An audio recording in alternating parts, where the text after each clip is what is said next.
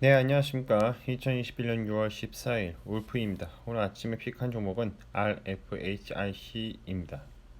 RFHIC 같은 경우에는 일찍 확신한 자가 기회를 잡는다 라는 내용으로 신한에서 레포트가 나왔고, 하단 디스카운트 추세선에서의 다지기 작업을 하고 있다 라는 내용으로 오늘 내용 시작해 보도록 하겠습니다. 투자 아이디어입니다. 5G 충분히 조정을 받고 있고 또 받을 예정이지만, 그래도 모아가면서 시세가 나오기를 기다려야 할 때다. 아직 시작도 안 했다고 저는 그렇게 생각을 합니다. 바이셀 메소드입니다. 프리미엄 구간을 닫고 내려올 때 매도를 하는 부분이고요.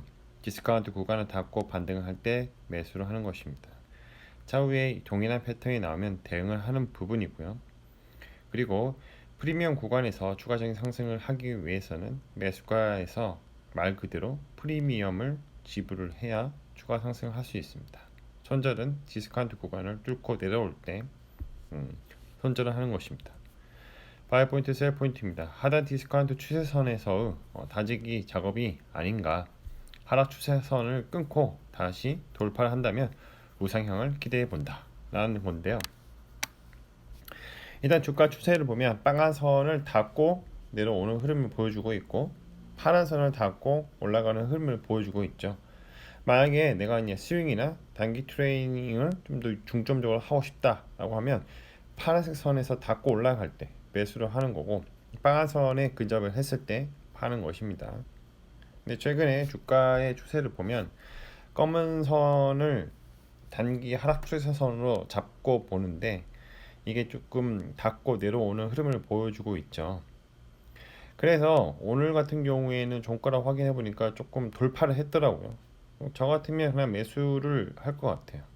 분할로 접근을 하든 아니 그냥 매수를 하든, 파란색 선에 닫고 반등을 해줬으니 계속 추가적인 우상향을 기대를 해 볼 수 있습니다. 뭔가 파동을 그려가면서 우상향을 그려 나가고 있는데, 그렇게 각도가 높은 우상향은 아니지만 어느 정도의 흐름을 보여주고 있다는 것을 알 수 있습니다. RFHIC 같은 경우에는 신한에서 고영민 박형우라는 연구원님께서 레포트를 올려주셨는데, 영업이익이 33억 원 흑자 전환으로 전망한다. 삼성전자의 버라이즌향 공급 밴더이고 1분기부터 유의미한 물량을 관련한 오더 동향이 확인됐다. 그래서 2분기부터는 본격적인 실적 회복세가 확인된 전망이라고 하는데요. 자, 어떤 것들을 이제 공급을 하냐? 버라이즌향 공급 물량 하반기에 가파르게 증가 예정이고, 이제 C 밴드용 제품 공급 모두 확대. 이 이외에도 일본 KDDI와 인도 지오향 4G 제품도 소량 공급 중에 있다. 그리고 하반기부터는 5G 제품 초도 물량이 공급될 가능성이 있다고 하는데, 이거는 공급될 가능성이 있는 게 아니라 공급을 할 겁니다. 네. 조금 공부를 해보신 분들은 알겠지만, 업계에 계신 분은 알겠지만 공급을 할 겁니다. 근데 이제 많이 공급은 되지는 않고 어느 정도 일정 소량으로 공급이 될 거예요. 현 공급 지역 외에 추가적인 공급이 기대되는 지역은 국내, 캐나다, 일본, 도코모, 그리고 이제 4분기 초도 물량의 공급이 예상되며 22년 초부터 본격적으로 증가가 기대된다라고 하는 건데, 일단은 이건 확실히 맞는 걸로 제가 알고 있습니다. 이 이후에 제가 좀 자료를 좀 보여드릴 건데, 일단은 뭐 하는 회사인지 알아야겠죠. RFHIC는 RF 파워 트랜지스터, MMIC, 모노톨리틱 마이크로웨이브 인티그레이티드 서킷이라고 합니다. 그리고 파워 앰플리파이어스, 그리고 서버 시스템으로 이런 제품들을 만들어서 공급을 하고 있어요. 자, RF 마이크로웨이브 분야의 최고 성능을 가진 갈륨 나이트의 솔루션을 제공합니다 라고 되어 있습니다. 자, 근데 MMIC라는 게 무엇이냐? 저 같은 경우는 이제 RF 전공자는 아니에요. 하지만 RF를 공부를 해봤기 때문에 대략적인 건 알고 있어요. 우리가 이제 주파수를 받아서 이것들을 이제 IC로 공급하기 전에는 뭔가 증폭을 하거나 아니면 이제 디바이딩을 하거나 아니면 뭐 이제 노이즈를 제거한다거나 이럴 때는 RLC 이런 것들이 요소가 필요합니다. 그래서 이제 커패시터라는 게 필요하고 인덕터라는 게 필요해요. 그리고 이제 경우에 따라서 방막 저항도 필요하겠죠. 이 트랜지스터는 이 중간에서 스위칭하는 역할을 합니다. 뭐 대충 이런 식으로 생겼다. 근데 실제로는 그 에트리에서 논문에서 좀 갖고 왔는데 실제로는 좀 더 복잡해요. 왜 그러냐면 이제 주파수 단위가 우리가 알고 있는 뭐 메가 단위가 아니고 뭐 기가 단위이기 때문에 고속으로 이렇게 스위칭을 하다 보면 조금 더 패턴이 좀 더 복잡하고 조금이라도 패턴이 달라지게 되거나 조금이라도 틀어지게 되면 신호가 손실이 생각보다 심해질 수도 있습니다. 그렇기 때문에 이것들은 이제 경험이나 수많은 시뮬레이션의 결과를 토대로 최적의 패턴을 사람이 직접 그리게 되는 건데요. 이러한 모습을 나타내고 이게 이제 이 기판이 바로 갈륨 나이트 기판에서 만들어지는 것입니다. 그렇기 때문에 저전력으로 발열도 거의 나지 않고 저전력으로 고속 스위칭이 가능하다는 거죠. 재질만 변화했을 뿐인데. 자, 그래서 이제 어떤 반도체 소자비의 특징이 있냐? 이제 갈륨 비소라고 해서 GAS라고 하죠. 갈륨 아사이드, 저가격 고주파, 갈륨 나이트는 고밀도 전력, 뭐 그리고 이제 실리콘, 게르마늄 이런 같은 경우는 이제 저가격 저소비 소비 전력, 뭐 시모스 소자는 저가격 낮은 주파수. 근데 이제 고주파수로 통신하기 위해서는 갈륨이 들어가야 한다고 합니다. 다음으로 넘어가도록 하겠습니다. 또 이 외에도 갈륨 나이트 관련된 솔루션을 제공하는 것 외에도 이런 이제 각종 통신에 관련한 제품을 생산을 하고 있어요. 이제 RF 마이크로웨이브 제너레이터 서비스 시스템에서 있죠. 약간 이제 주파수를 발생시키는 그런 거 제너레이터를 만들고 있고 하나만 만드는 게 아니라 다양한 제품들을 만들어내고 있다라고 되어 있습니다. 자, 뭐 하는 회사인가? 이거 같은 경우에는 이제 다트에서 좀 자료를 갖고 왔습니다. 갈륨 비소는 갈륨과 비소를 혼합한 화합물로 이렇게 되어 있고요. 기존 실리콘에 비해 6배 빠른 전자 이동도와 넓은 에너지 밴드 갭으로 인하여 250GHz 이르는 고주파 대역에서 사용할 수 있는 소자이다. 좋은 거예요. 그래서 이제 RF 용어에서 많이 쓴다는 거죠. 자, 그 다음으로는 이제 지라갈륨은 갈륨과 암모니아를 1100도에서 반응시켜서 얻어지는 화합물이다. 그래서 똑같이 넓은 에너지 밴드 갭을 가지고 있으며 높은 열 전도도도 지니고 있다. 자, 고주파에서 동작 성능이 실리콘 대비 1000배 탄화규소 실리콘 카바이드라고 합니다. 이거에 비해 3배 높아서 고주파, 고전력 반도체 소재로 최적의 재료다. 근데 이제 높은 가격 때문에 이제 일부 위성과 군사용으로 좀 사용되고 있는데 이제 가격 차가 많이 떨어지고 있어서 이제 많은 사업 영역으로 확대되고 있어요. 이제 원래는 이제 자동차용 이제 고전력용 이제 뭐라고 해야지 이제 모터 스위칭, 컨트롤 스위치 같은 경우는 실리콘 카바이드 같은 걸 많이 쓰거든요. 4000볼트까지 좀 약간 버틸 수 있기 때문에 또 스위칭 능력도 좋고. 근데 향후에 앞으로는 갈륨 나이트, 지라갈륨 이런 부분이 좀 많이 사용할 수 있을 거라고 생각이 되고 있습니다. 근데 이제 단점은 왜 비싸냐? 웨이퍼 사이즈가 작아요.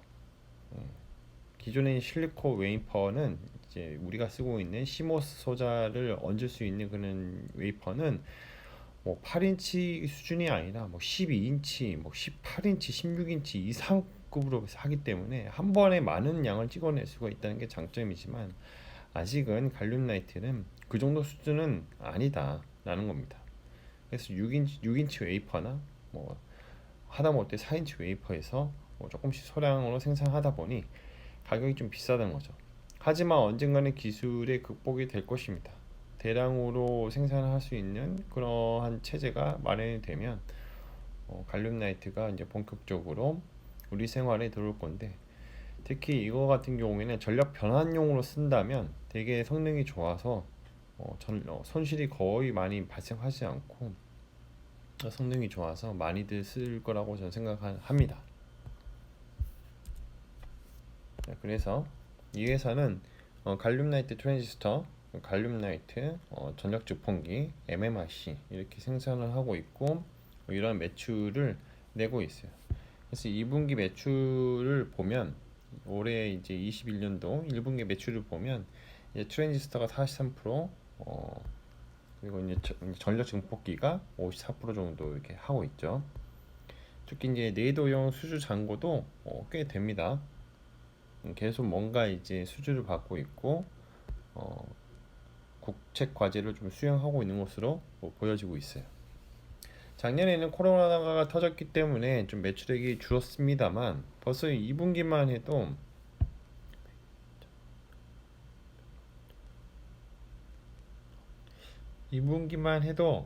상당한 지금 매출을 내고 있어요.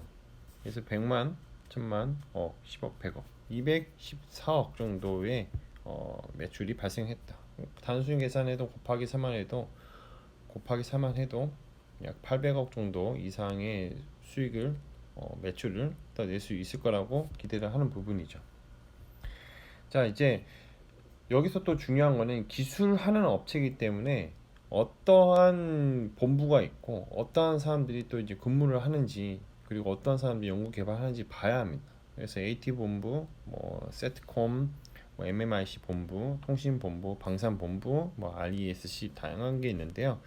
수행 업무를 잘 보시면 알 수가 있어요. 일단은 AT 본부 같은 경우는 갈륨나이트 온 다이아몬드 웨이퍼 제조 공정을 연구하고 있고 관련된 트랜지스터 연구 개발을 하고 있다. 자, 그리고 그 다음으로는 위성에 들어가는 갈륨나이트 전력 제품기 설계를 하고 있다 라는 내용이 있고요. 통신 본부 같은 경우에는 트랜지스터나 트랜지스터 패키지 설계, 전력 제품기 설계, 인력이 좀 19명으로 좀 높죠. 방산도 하고 있습니다. 레이더에 들어가는 갈륨나이트 전력 제품기와 송수신 시스템을 설계를 한다.